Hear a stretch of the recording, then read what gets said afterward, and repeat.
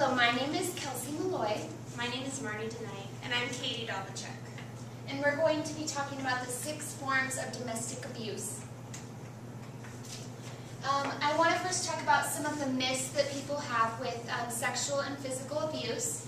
A lot of people think that abusers are always men, and 5% of abusers are actually women, and the number is on the rise. Child abuse is perpetrated by strangers, and this is not true at all. 70% or more of abusers of children that are being abused are by somebody that they know, like a close family friend or somebody that is actually in their family. A third myth that we have is the abuser is always hated, and this is not necessarily true. A lot of times children become close with their abuser and they actually feel like they have a relationship with them, and sometimes they even strive. They are almost proud of the fact that they're abused because they're getting attention. Rather than not being abused, they won't be getting any attention. I just wanted to show you guys this picture of a little girl, and it has some statistics on it. 1 out of every 3 girls will be sexually assaulted by the age of 18, and 1 out of 7 children are abused currently. Some types of sexual abuse that we have are non-consensual forced sexual behavior. So that's just like forcing a child or even another adult to have sex with you. Unwanted kissing or touching. Exposure of genitalia. So this could be a perpetrator exposing the child or even another adult, like spousal abuse, to the public and forcing them to be exposed. Voyeurism. Exposing child to pornography. This is more of like a lighter subject, but it still has a lot of impact on the child. Even saying sexually suggestive statements can be harmful to the child. And also sexual verbal demands too, so demanding somebody to do something for you, that can be for children and also spousal abuse. Positions of trust. A lot of times with a child who's being abused, they grow this trust for the person, and a lot of times this happens with people that they know, and that's why they have a trust with that person. And because of that trust and that relationship, the child is growing and learning, and so they think that they don't understand that what they're doing or what's being done to them is inappropriate and it's not okay. So this would be like the perpetrator abusing the trust of the relationship between the child. Sexual harassment, obviously, and also some forms of incest can be sexual abuse.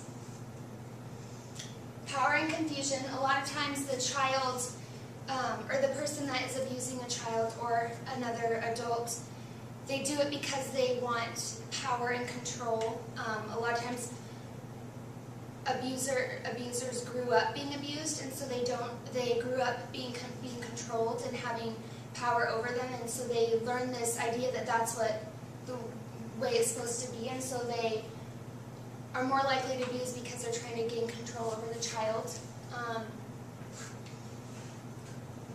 Verbal abuse can come into this also with sexual abuse because it makes them, saying things like, "You're lucky to have me," can make the child feel like that's all they have, so this is the relationship they are in is actually good. It becomes, the power and confusion also becomes part of the child's life, and it has an impact on them. And then another one is the sexual abuse doesn't always have to be painful, and this is a lot of times what happens is the child gets confused because if the touch actually feels good, they don't know that it's bad, and they get confused with saying anything or speaking up that what is being done to them is inappropriate. Forms of physical abuse would be aggressive behavior with any own body part, so that's like kicking, punching, pinching, any physical contact that is aggressive. Striking with an object, so this could be anything with knives, anything in the house pretty much. Pots and pans, chairs, furniture, anything that can be thrown at somebody can be a form of physical abuse. Exposure to freezing, radiation, fire, and electric shock can also be forms of abuse. And also any toxic substance or disease by forcing that exposure on the person is also physical abuse, which a lot of people don't know that. Sharp objects or cutting them, so taking a knife to somebody and just cutting their skin. And then also withholding food and medicine can be a form of physical abuse. The damage on the child can come in lots of forms: psychological, emotional, and physical. Psychological, they can become depressed, they have a lot of anxiety, post-traumatic stress disorder can happen, insomnia, and they can also just get flashbacks constantly. Physical abuse, a lot of times people who are abused lead to substance addictions because they don't know what consensual love is. Chronic pain, and also they can have sexual dysfunction disorders too. Emotionally, almost all children feel guilty for what's being done to them, and they have self-blame. They think that it's their fault. They don't have a strong image of what love is and what a relationship between a child and parent should be, or a child and a friend should be.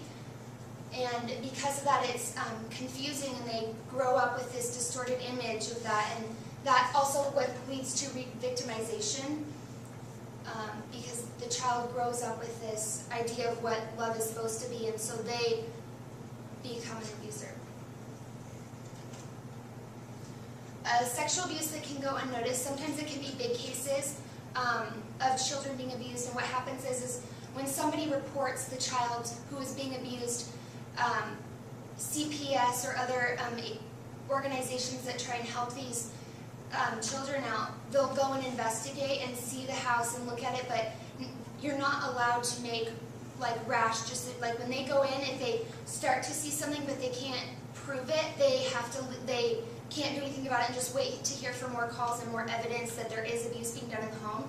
But when that happens, if no action is being taken, the perpetrator almost abuses the child even more because they make it their fault that they are going out and telling somebody what's being done.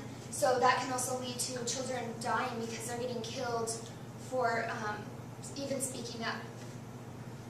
But a lot of times what happens is it's mostly verbal assault, so like stuff that we see in offices and in public can go unnoticed, like sexual harassment and using trust in a relationship. And then I just wanted to end saying that both forms, physical and sexual abuse, a lot of times lead to re-victimization, so it's important that we take action and not let it keep happening. Okay, so the form of abuse that I'm going to be talking about is financial abuse, which not very many people have heard of. And what this is one of the spouses withholding resources from the other spouse, and that's not just financially, but it's also with food and clothing as well.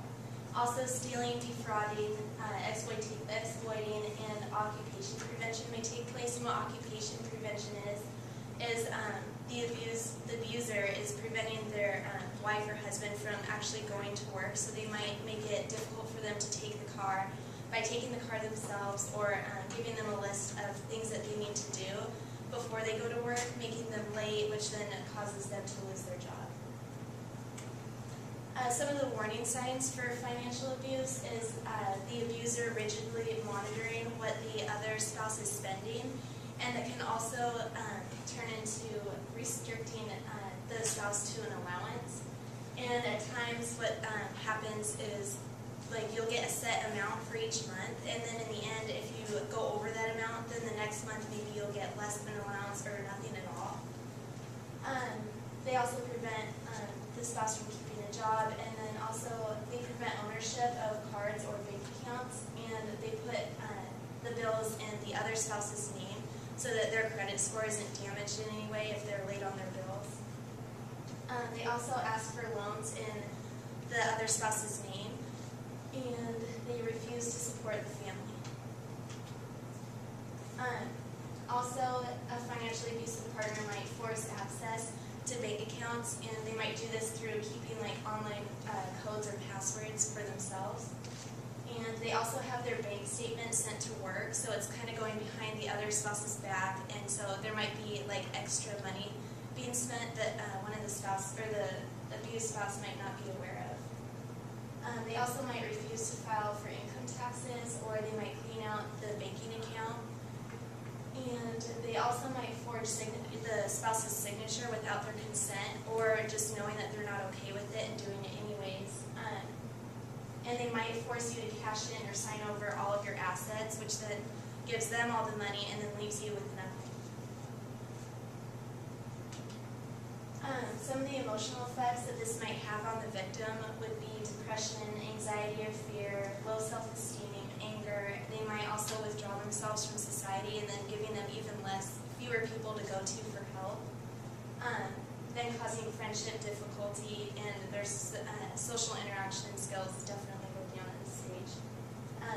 And then they also can develop eating disorders or other health problems, which might be addictive behavior going into alcohol or actually more like